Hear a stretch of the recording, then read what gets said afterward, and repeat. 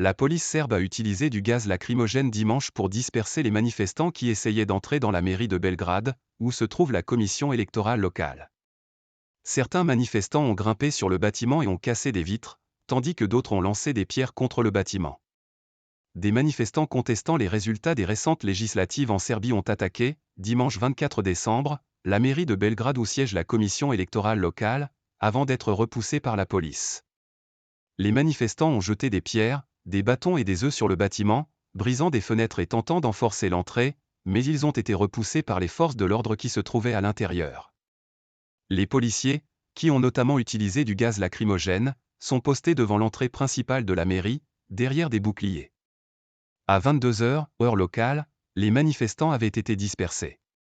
Le président nationaliste serbe Aleksandar Vučić, dont le parti a été déclaré vainqueur des législatives du 17 décembre, a affirmé que 2 policiers avaient été grièvement blessés pendant la manifestation, tandis que plus de 35 personnes ont été arrêtées. Il a qualifié les incidents de tentative de prise de contrôle par la force des institutions de l'État, ajoutant qu'il disposait de preuves solides selon lesquelles tout a été préparé à l'avance.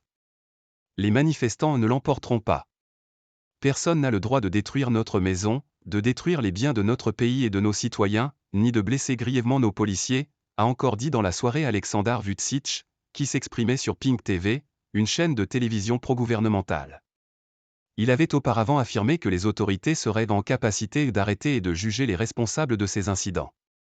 Ces scènes sont dramatiques, mais il n'y a pas de révolution en cours et les manifestants, note de la rédaction, ne l'emporteront pas, avait-il lancé, également sur Pink TV.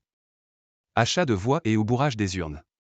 Dans un communiqué, le ministère serbe de l'Intérieur a appelé les manifestants à ne pas recourir à la violence et a assuré que les représentants de l'opposition avaient donné la garantie que de tels événements ne se produiraient pas. Le scrutin du 17 décembre a suscité de nombreuses critiques après qu'une équipe d'observateurs internationaux comprenant des représentants de l'Organisation pour la sécurité et la coopération en Europe, OSCE, a dénoncé une série d'irrégularités, notamment l'achat de voix et le bourrage des urnes. Des centaines de personnes ont manifesté quotidiennement devant la commission électorale serbe et les condamnations internationales ont afflué.